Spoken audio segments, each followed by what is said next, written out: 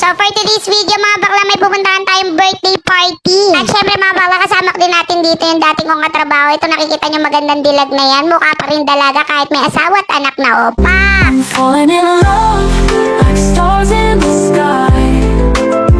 With every heartbeat Maria!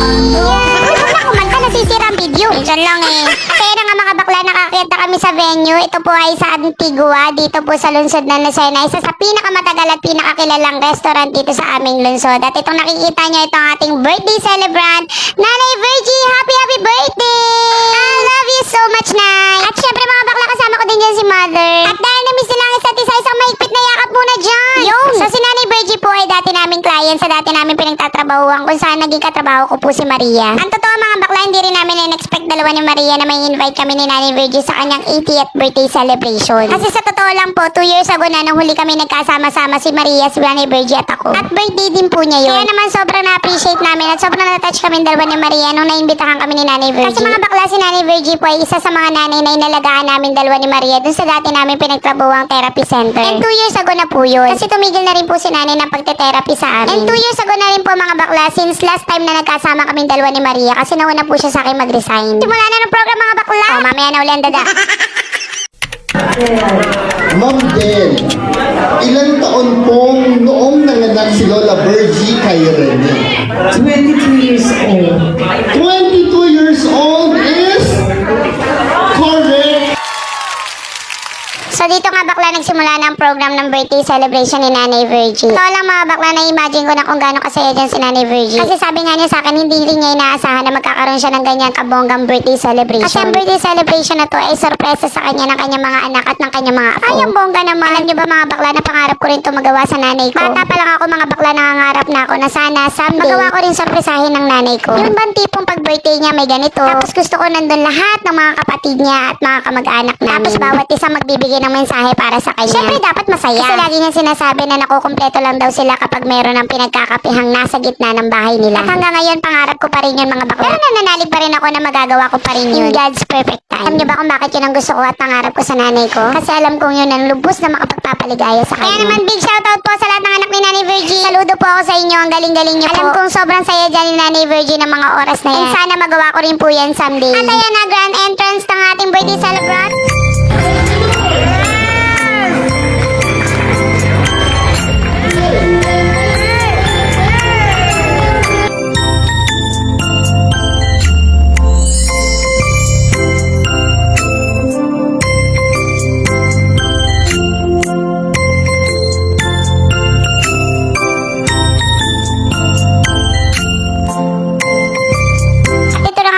Yung segment kung saan magbibigay na ng message sa mga anak ni Nanay Virgie. Ito yung pinakapanganay.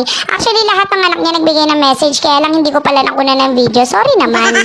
At ito naman mga bakla, yung time na sinayaw na si Nanay Virgie ng kanyang mga mahal na apo na lalaki.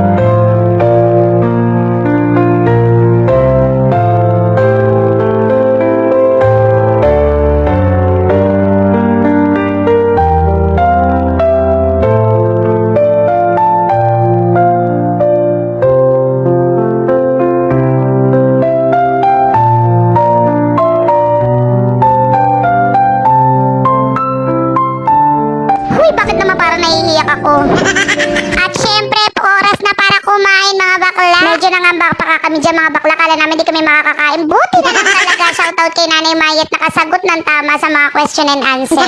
Kundi uwing luhaan. Charot. So after nga mga bakla ng pagkain namin ay hinarana na rin si Nanay Virgie ng kanyang mga apo.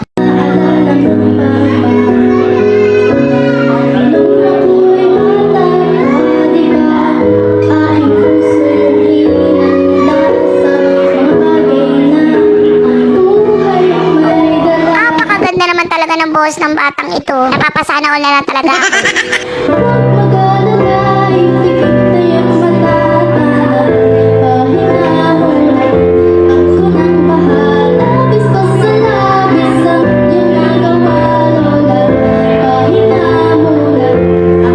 Oo, anak, ikaw na lang ako kumanta kasi pag kumanta ako dyan baka mag-uwian pa sila. Charot. Sa buhay mo ay mainam na mahal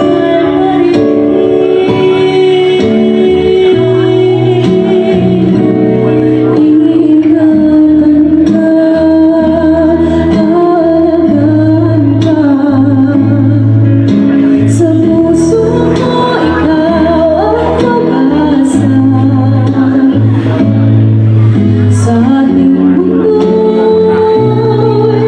may gagabay sa'yo. Ang narin ko ito, pagmamahal ko. O diba gaganda ng boses nila? Nasaan ang hustisya?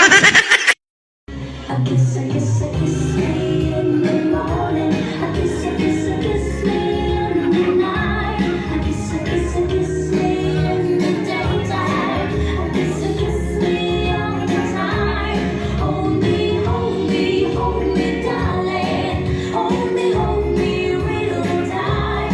Kiss me, hug me, darling, with all your might. O, syempre dahil may kumanta, syempre may sasayaw mga bakla at full first ite na dito ang manugang anak at syempre ang mga po present din. At ang ating last part, blow the candle na Nanay Virgie, make a wish. Happy birthday ulit Nanay Virgie. Maraming salamat sa pag-invite sa amin ni Maria at ni Nanay. Bye, palagi kang malusog at masaya. Love you, Nay. At yun lang muna for today mga bakla. Maraming salamat sa pagsama ulit sa akin. Thank you, love you, bye-bye.